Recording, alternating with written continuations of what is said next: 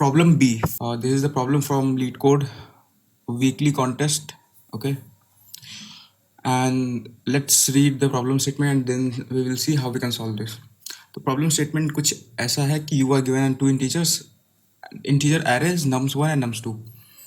From nums1 two elements have been removed and all other elements have been increased or decreased in case of negative by some integer and represented by variable x. As a result, num1 becomes equal to nums2. Two arrays considered equal when they have contained the similar integer with the same frequencies. Okay. And we have to find the minimum possible integer x such that we can achieve this equivalence. तो इसमें क्या है कि हमारे पास दो arrays दे रखे हैं like here nums1 and nums2. ठीक है. And what we have to do is we have to delete two elements from nums1. और डिलीशन के बाद इसका साइज भी n हो जाएगा एंड सेकेंड वाले एरे का भी साइज n है. After that what you have to do is इसमें जो n नंबर्स बचे हैं हमारे पास दो डिलीट करने के बाद उसमें कोई एक नंबर x चूज करना है और सारे एलिमेंट्स में ऐड कर देना है. x can either be positive और इट कुड बी नेगेटिव. ठीक है, कोई दिक्कत नहीं है. तो x पॉजिटिव नेगेटिव दोनों हो सकता है और उसको सारे n एलिमेंट्स में ऐड कर देना है फर्स्ट एरे के. उसके बाद जो फर्स्ट एरे ये वाला ऑपरेशन करने के बाद first array should be equivalent to second array. What does it mean?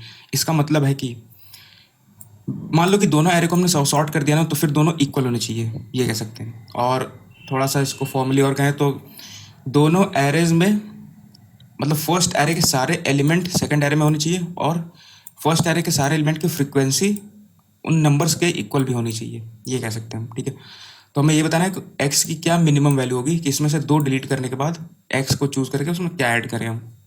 X की वैल्यू कुछ भी हो सकती है, -∞ टू +∞, यू कैन से कुछ भी. एक्स पे कोई लिमिट नहीं है. लाइक यहाँ पे अगर सेकंड एग्जांपल देखें हम तो 3 5 5 3 है. तो यहाँ पे हम क्या करेंगे, पहले 3 और 3 को डिलीट कर देंगे तो हमारे पास बचा 5 5 और यहाँ पे 7 7. तो अगर हम एक्स की वैल्यू 2 चूज कर ले, ठीक है 2, तो फिर क्या होगा, ये भी 7 हो जाएगा, ये भी 7 हो जाएगा and both arrays will be equivalent after sorting. ठीक है ना. और ये वाले में क्या होगा, ये वाले में क्या करेंगे हम कि 0 और 4th को मतलब कि क्या करेंगे, 4th 0 को मतलब 4 को हटा देंगे और 8 को हटा देंगे. तो बचा क्या हमारे पास 12 16 और 20 और उसमें -2 ऐड कर देंगे. तो ये हो जाएगा 10, ये हो जाएगा 14 और ये हो जाएगा 18. तो 10 14 18 तीनों यहाँ पे प्रेजेंट है. तो इसके लिए मिनिमम वैल्यू एक्स की 2 हो जाएगी. तो हमें वही एक्स की वैल्यू बतानी है. तो पहले हम थोड़ा इस पर कंस्ट्रेंट्स पे ध्यान देते हैं कि कंस्ट्रेंट्स क्या दे रखे हैं. जो हमारा एरे का लेंथ होगा वो होगा up to 200 only. Length of the array is only up to 200. So हम क्या कर सकते हैं, इसमें n² चला सकते हैं और यू कैन से n³ भी चला सकते हैं 10⁶. ठीक है, n³ भी चला सकते हैं. तो यू कैन से कि इसमें ब्रूट फोर्स चला सकते हैं. ब्रूट फोर्स क्या होगा, पहले ब्रूट फोर्स सोल्यूशन की बात करते हैं. मान लो कि हमें दो नंबर्स डिलीट करने हैं फर्स्ट एरे से. ये हमारा फर्स्ट एरे एंड ये वाला है हमारा सेकंड एरे. ये सेकंड एरे जो कि इसके साइज से इसका साइज लेट सपोज n है तो इसका साइज n-2 होगा ऑलवेज. तो हमें क्या करना है कि इसमें से दो एलिमेंट्स को रिमूव करना है. अब दो एलिमेंट्स कौन से रिमूव करना है वो चेक करने के लिए मैं क्या करूँगा, मैं सारे पॉसिबिलिटीज ट्राई करूँगा. मैं दो लूप लगाऊंगा, एक आई जो कि मैं हमारा बताएगा कि फर्स्ट एलिमेंट कौन सा डिलीट हो रहा है. आई विल रिप्रेजेंट कि कौन सा फर्स्ट एलिमेंट डिलीट हो रहा है और जे जो दूसरा लूप होगा वो बताएगा कि दूसरा एलिमेंट कौन सा डिलीट हो रहा है. और आई और जे इक्वली होंगे. ठीक है, तो फिर मैं दो लूप लगा के हर आई और जे के लिए मतलब हर दो पॉसिबल एलिमेंट के लिए चेक करूंगा कि इन दोनों को रिमूव करने के बाद लेट सपोज मेरा आई भी यहाँ पे जे यहाँ पे, मतलब मुझे इन दोनों को कंसिडर नहीं करना है.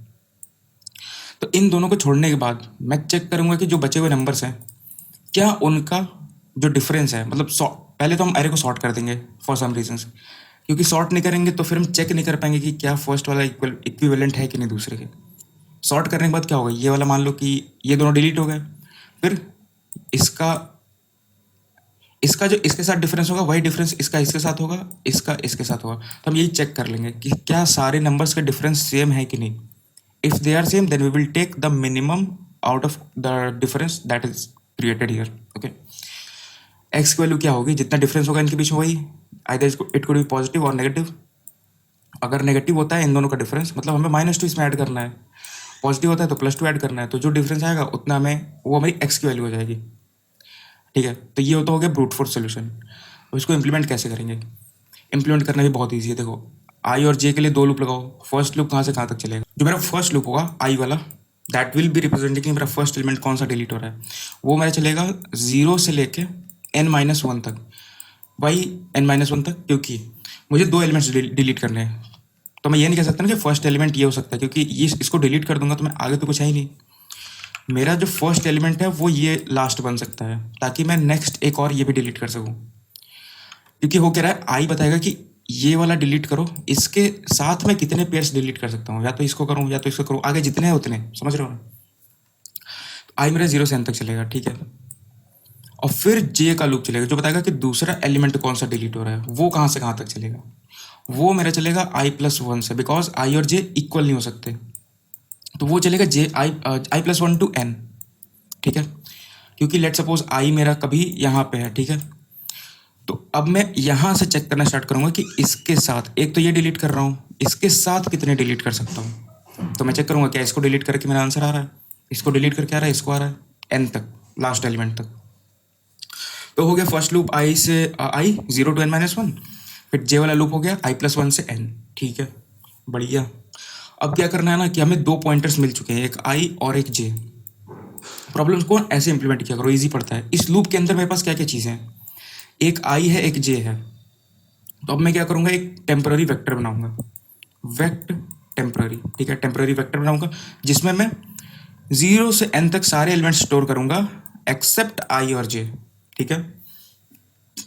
और फिर जो टेम्प वेक्टर बना ना उसका साइज n होगा, और फिर मैं चेक करूंगा मेरे एरे 2 के साथ, जो दूसरा वाला एरे है ना ये, इसके साथ मैं चेक करूंगा कि क्या मेरा जो दो एलिमेंट्स रिमूव करने के बाद एरे बना है उनका डिफरेंस सबके साथ सेम है कि नहीं रिस्पेक्टिव इंडिसेस पे, समझ रहे हो ना? तो बस ये हो गया ब्रूट फोर्स सॉल्यूशन। अब इसका कोड देख लेते हैं। कोड इसका, code is very simple, I think every one will implement this, ठीक है।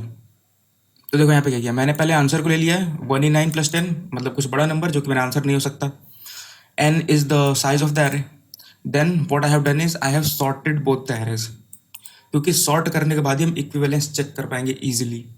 तो इसका n log n time complexity you can say, not n log n, you can say n cube, क्योंकि वर्स्ट केस में तो ये वाला लूप n क्यूब चल रहा है, ठीक है। तो ये n log n ले रहा है, but in the worst case n cube is happening here, ठीक है। तो यहाँ पे मैंने स्टोर किया, but this is of no use, तो इसको इग्नोर करो। देखो फर्स्ट लूप जो है 0 से n-1 चलेगा, वो मैंने n चला दिया है, बट कोई बात नहीं, कोई उससे दिक्कत नहीं आएगी। क्यों दिक्कत नहीं आएगी? क्योंकि मेरा j कहीं पे जाके रुकेगा, ठीक है, और हो सकता है कि j कहीं जाके रुके, तो ये वाला जो लूप है ना वो के आई और j को इग्नोर कर रहा है सिर्फ। तो मेरा j कहीं जाके रुका है और i कहीं रुका है, तो दो एलिमेंट छोड़ के तो n साइज का तो हमेशा ये बनेगा, और मुझे पता है मैंने सही नंबर्स नहीं छोड़े आई और जे, तो फिर मेरा डिफरेंस भी सेम नहीं, सही नहीं आएगा। तो कोई दिक्कत नहीं होगी, n-1 तक चलाओ या फिर n तक चलाओ, नो इश्यूज। फिर सेकंड लूप कहाँ से कहाँ तक चलेगा, i+1 to n, ये तो बिल्कुल सही है। फिर मैंने टेम्प वेक्टर लिया है जिसमें कि मैं स्टोर कर रहा हूँ आई और जे को छोड़ के जितने भी नंबर्स बचे हैं उनको, क्योंकि ऐसे पॉसिबल नहीं है ना कि नम्स 1 में हम डिलीट कर दें, वी कांट डू दिस। तो हम टेम्प एक वेक्टर बनाएंगे जिसमें स्टोर करेंगे सारे नंबर्स 0 से n तक एक्सेप्ट आई और जे, क्योंकि दो नंबर्स डिलीट करने हैं हमें। तो हमने यहाँ पे वही किया, के का लूप चलेगा 0 से n, और अगर वो मेरा ith या फिर jth एलिमेंट नहीं है तो फिर टेम्प में मैं उसको पुश कर दूंगा। और फॉर सम रीजंस टेम्प भी मेरा सॉर्टेड आएगा, क्योंकि नम्स 1 सॉर्टेड है और हम नंबर्स को चेंज नहीं कर रहे हैं, मतलब स्वैपिंग या फिर उनके पोजीशन को इंटरचेंज नहीं कर रहे हैं, हम सिर्फ दो नंबर्स को छोड़ के उनके रिलेटिव पोजीशंस के हिसाब से टेम्प में ले रहे हैं नम्स 1 के एलिमेंट्स को, ठीक है। तो टेम्प भी मेरा सॉर्टेड आएगा, दिस थिंग इज क्लियर। अब मैं बोलता हूँ कि अगर मेरा टेम्प और नम्स 2 दोनों जो है इक्विवेलेंट है, ये चेक फंक्शन वही करेगा कि दोनों इक्विवेलेंट है कि नहीं, वो चेक करेगा। अगर है तो मैं नम्स 2 और टेम्प 0 सारे का डिफरेंस तो सेम होने वाला है, तो क्यों ना मैं फर्स्ट एलिमेंट्स के डिफरेंस को ले लूँ सिर्फ, बाकी का तो सेम ही रहेगा। तो उनका मैं मिनिमम ले लूँगा, जितना भी डिफरेंस आएगा उतना मुझे ऐड करना होगा टेम्प में, ताकि वो नम्स 2 के इक्वल हो जाए, ठीक है। ये नेगेटिव भी हो सकता है वैल्यू, पॉजिटिव भी हो सकता है, कोई इशू नहीं है। तो अब चेक फंक्शन क्या कर रहा है, इन दोनों एरेज के वेक्टर्स के इक्विवेलेंस को चेक कर रहा है। वो कैसे कर रहा है, देखो मैंने क्या किया कि फर्स्टली देखो टेम्प का भी जो साइज होगा ना वो n होगा, और नम्स 2 का साइज तो n है ही ऑलरेडी। तो मैंने क्या किया है कि प्रीवियस एक ले लिया है कि जो फर्स्ट एलिमेंट्स होंगे उनका डिफरेंस, और फिर मैंने चेक कर लिया है कि क्या सारे एलिमेंट्स का डिफरेंस फर्स्ट वाले के डिफरेंस का इक्वल है कि नहीं। एक तरीके से क्या कर रहे हैं हम कि सब सारे एलिमेंट्स का डिफरेंस सेम है कि नहीं वो चेक कर रहे हैं बस, ठीक है। तो बस ये करके टाइम कॉम्प्लेक्सिटी की होगी ऑर्डर ऑफ एन क्यूब, एक लूप ये और फिर N slightly less than N cube, क्योंकि ये वाला जो है i+1 से चल रहा है। ओके, तो ये तो हो गया हमारा ब्रूट फोर्स सोल्यूशन। अब बात आती है, देखो ये एक्सेप्ट हो जाएगा, कोई दिक्कत नहीं है, but the thing is can be optimize this, इसको ऑप्टिमाइज किया जा सकता है या नहीं। ऑप्टिमाइजेशन के लिए क्या करना है, कुछ ऑब्जर्वेशन है यहाँ पे, उस पर बात करते हैं। इसको हम ऑप्टिमाइज कर सकते हैं ऑर्डर ऑफ एन क्यूब से एन लॉग एन में। Yes we can do this, order of N cube से एन लॉग एन में ऑप्टिमाइज कर सकते हैं। ऑल्दो ये प्रॉब्लम एन क्यूब में एक्सेप्ट हो जाएगा, बट ऑप्टिमाइजेशन का हम एक बार सोचते हैं क्या कर सकते हैं। तो देखो ये है मेरा एरे 1, ठीक है, नम्स 1, और आई कैन से एरे 1, ठीक है। ये A1 है और ये एरे 2 है। फर्स्ट वाले एरे की साइज 8 है और सेकंड का एरे साइज 6 है। अब फर्स्ट में से मुझे पता है कि मुझे 2 एलिमेंट्स डिलीट करने हैं और उसके उसमें सारे एलिमेंट्स बचे हुए में कुछ नंबर ऐड करना है, फिर उसको A2 के इक्वल बनाना है, ठीक है, ये है। तो मुझे पता है कि इसमें 2 एलिमेंट्स डिलीट होंगे और 2 डिलीट होने के बाद इसका साइज जो है एरे 2 के इक्वल हो जाएगा। तो अगर हम फर्स्ट 3 एलिमेंट्स पे ध्यान दें तो क्या होगा। और हाँ, उसके पहले मैंने क्या किया ना, एरे 1 को सॉर्ट कर लिया, एरे 2 भी सॉर्टेड है। हमने एरेज को सॉर्टेड ऑर्डर में लेके अभी जो काम करने वाले हम सॉर्टेड ऑर्डर में लेके करने वाले। तो एरे 1 भी सॉर्टेड है, एरे 2 भी सॉर्टेड है। तो इस पे ध्यान दो, फर्स्ट 3 एलिमेंट्स जो होंगे, जो फर्स्ट वाले एरे में जिसमें मुझे 2 एलिमेंट्स डिलीट करने हैं, उसके जो फर्स्ट 3 एलिमेंट्स होंगे सॉर्टेड फॉर्म में, उन पे क्या होगा। क्या मैं ऐसा कह सकता हूँ कि इसका जो फर्स्ट एलिमेंट है वो या तो इसके साथ होगा, या तो इसके साथ होगा, या फिर इसके साथ होगा। ऐसा क्यों मैं कह सकता हूँ, उसको देखते हैं अभी। देखो वर्स्ट केस क्या मुझे करना ही है, तो 2 एलिमेंट्स तो डिलीट करना ही है इसमें से। तो क्या पॉसिबिलिटी है कि या तो मैं इन दोनों को डिलीट कर दूं और आगे से कुछ डिलीट ना करूं, ठीक है। तो फिर इस केस में क्या हुआ, फर्स्ट एलिमेंट इसके साथ मैच हो गया, क्योंकि दोनों एरे सॉर्टेड ऑर्डर में है ना। तो फिर डिलीट करने के बाद जो है इसका मिनिमम एलिमेंट इसके मिनिमम एलिमेंट के सामने आ जाएगा, तो ये वाला जो है इसके सामने आ जाएगा, ठीक है। अब दूसरी पॉसिबिलिटी क्या है, दूसरी पॉसिबिलिटी ये है कि मैं क्या करूं, इन दोनों को डिलीट कर दूं। तो इन दोनों को डिलीट किया तो क्या होगा, ये वाला इसके सामने आ जाएगा, है ना। और एक और बात है कि जब हम एरेज को सॉर्टेड ऑर्डर में रखेंगे तो हमेशा इसका मिनिमम इसके मिनिमम के सामने रहेगा, इसका सेकंड मिनिमम इसके सेकंड मिनिमम के सामने, तभी डिफरेंस दोनों का सेम आएगा। आई होप कि ये चीज़ तो क्लियर ही होगी सबको। तो जब मैंने इन दोनों को डिलीट किया तो ये वाला आ गया इसके सामने, ठीक है। अब क्या हो सकता है कि मैं इसको डिलीट कर दूं, इसको डिलीट कर दूं, तब बीच वाला आ जाएगा इसके सामने। तो मेरा जो फर्स्ट एलिमेंट है सेकंड एरे का, वो या तो इसके साथ आएगा या इसके साथ या इसके साथ, ठीक है। और पॉसिबिलिटीज़ क्या है, और पॉसिबिलिटी कोई भी ट्राई कर लो। देखो या तो तुमने इसको डिलीट कर दिया सिर्फ, और एक नंबर इधर आगे से डिलीट किया, इधर से इधर कहीं से, मतलब ये वाले पोर्शन से, तब भी ये वाला इसके सामने आ जाएगा। अगर तुमने इसको डिलीट किया और एक इधर से डिलीट किया तो ये वाला इसके सामने आ जाएगा। मतलब मिला जुला के ये है बात कि जो सेकंड एरे का फर्स्ट एलिमेंट होगा वो फर्स्ट वाले एरे के फर्स्ट 3 एलिमेंट्स में से किसी एक के साथ पेयर होगा। ये है ऑब्जर्वेशन। तो इतना पता है मुझे। तो जो डिफरेंस बनने वाले हैं वो कितने बनेंगे, 3 पॉसिबल डिफरेंस हैं। 3 पॉसिबल डिफरेंस कौन कौन से हैं। एक तो पहला डिफरेंस है कि array 2 of 0 minus array 2 of 0 minus array 1 of 0। ये मेरा एक हो सकता है डिफरेंस, क्योंकि मुझे पता है सारी पॉसिबिलिटीज़ यही है। जो सेकंड एरे का फर्स्ट एलिमेंट होगा वो फर्स्ट एरे के या तो पहले से पेयर होगा, या दूसरे से होगा, या फिर तीसरे से होगा। यही 3 पॉसिबल डिफरेंसेस है, ठीक है ना। तो पहला डिफरेंस ये हो गया। दूसरा पॉसिबल डिफरेंस है array 2 of 0 minus array 1 of 1। तीसरा पॉसिबल डिफरेंस है array 2 of 0 minus array 1 of 2। तो क्या कर सकते हैं हम कि ये 3 मेरे पास पॉसिबल डिफरेंसेस हैं, तो इन तीनों डिफरेंस के लिए मैं चेक कर लूँगा। अब बात आती है कि चेक कैसे करना है। लेट सपोज मैं कहता हूँ कि ये वाला मेरा डिफरेंस बनेगा, क्योंकि मुझे तीनों के लिए चेक करना है। तो मैं कहता हूँ कि array 2 of 0 minus array of 1 of 0, ये मेरा डिफरेंस बनेगा, ठीक है। ये वाला चीज़, ये मेरा डिफरेंस बनेगा।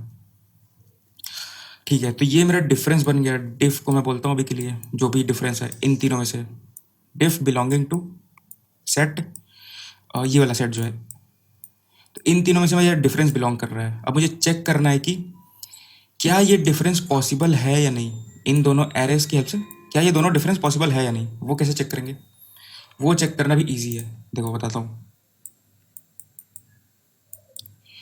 हम क्या करेंगे, एक पॉइंटर जो है यहाँ पे लेंगे, ये मेरा आई है, ठीक है, ये मेरा जे है।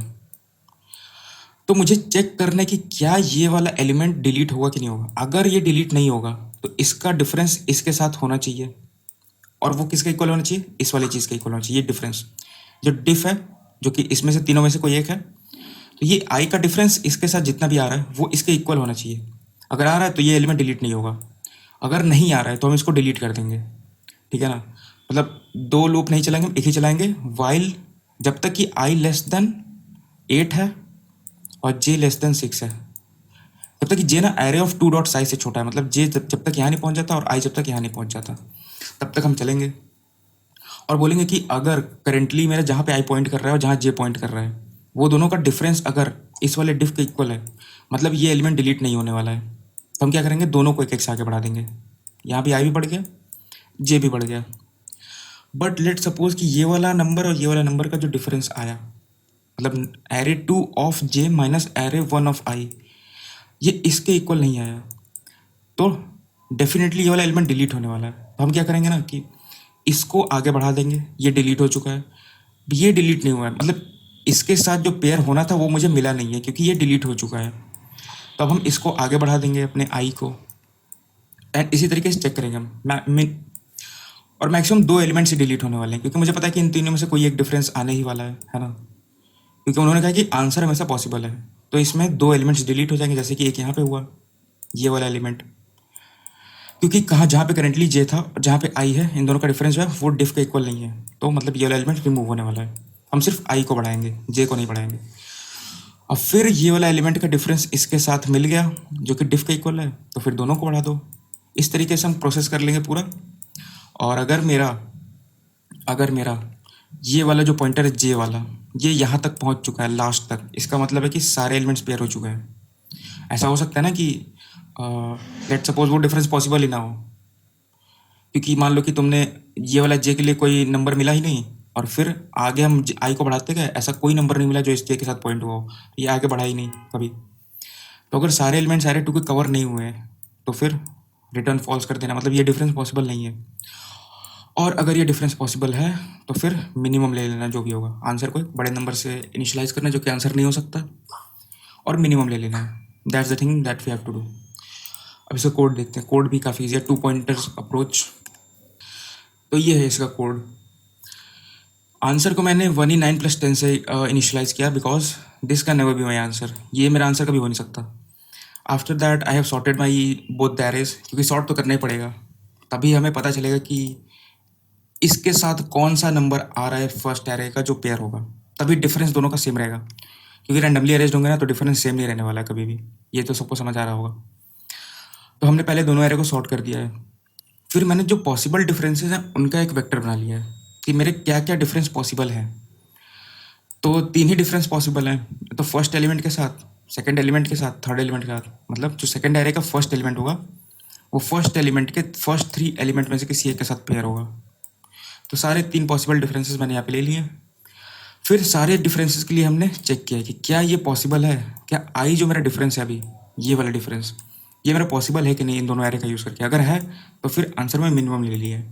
अभी जो पॉसिबल फंक्शन है ये क्या कर रहा है, ये जैसा मैंने एक्सप्लेन किया अभी, आई मेरा 0 पे है, पॉइंटर 1 मेरा 0 पे है, पॉइंटर 2 0 पे है, दोनों 0 पे। अब पॉइंटर 1 तब तक चलेगा जब तक कि वो एरे 1 के साइज से छोटा है, और पॉइंटर 2 तब तक चलेगा जब तक एरे 2 के साइज से छोटा है, मतलब 2 के सारे एलिमेंट्स कवर नहीं हो जाते। अब बोल रहा हूँ कि अगर जो मेरा एरे 2 का जे वाला पॉइंटर है, मतलब सेकंड पॉइंटर है, वो एरे 1 के ith पॉइंटर से अगर मैच कर रहा है, मतलब दोनों का डिफरेंस, क्या बोल रहा हूँ मैं कि जो फर्स्ट जो पॉइंटर है P1, वो जहाँ पॉइंट कर रहा है फर्स्ट एरे में, और जो P2 है जो कि पॉइंट कर रहा है सेकंड एरे में कहीं पे, इन दोनों का डिफरेंस अगर इस डिफ का इक्वल है, मतलब ये दोनों पेयर हो सकते हैं। तो क्या करना है उस केस में, दोनों को आगे बढ़ा देना है। देखो इसमें P2 भी बढ़ेगा और P1 तो हर आइटरेशन के बाद बढ़ेगा ही बढ़ेगा, P1 बढ़ेगा और P2 भी बढ़ेगा, क्योंकि P1 में एलिमेंट्स डिलीट हो रहे हैं तो हम P1 को हमेशा बढ़ा रहे हैं। हो सकता है ये डिलीट हो जाए तो इसको बढ़ाना पड़ेगा ना। For that reason we are incrementing P1 always and P2 when we are getting the difference when P1 when P2 minus P1 is equals to diff. Okay, that's the thing that we are doing. और फिर अगर मेरा P2 जो है array 2 के last में पहुंच गया है, मीन्स हमने सारे एलिमेंट्स को कवर कर लिया एरे 2 के, ठीक है। तो जब सारे एरे 2 के एलिमेंट किसी न किसी एलिमेंट से मैच हो चुके हैं एरे 1 में, इसका मतलब है कि दो एलिमेंट डिलीट करने के बाद ये वाला डिफरेंस मेरा पॉसिबल है। तो फिर वहाँ से रिटर्न ट्रू कर देना है। आई मीन ये वाला जो चीज़ है वो ट्रू रिटर्न करेगा, अदरवाइज कोई भी एक एलिमेंट रह गया एरे 2 में तो फॉल्स रिटर्न करेगा। तो इस तरीके से हम n क्यूब को ऑप्टिमाइज करके n log n में कर सकते हैं, ठीक है। Although n square n cube में एक्सेप्टेबल है, but because constraints are up to 200 only, but you can do the optimization, क्योंकि अच्छा है ऑप्टिमाइज करना। तो इसको मैंने n log n में किया है, ठीक है।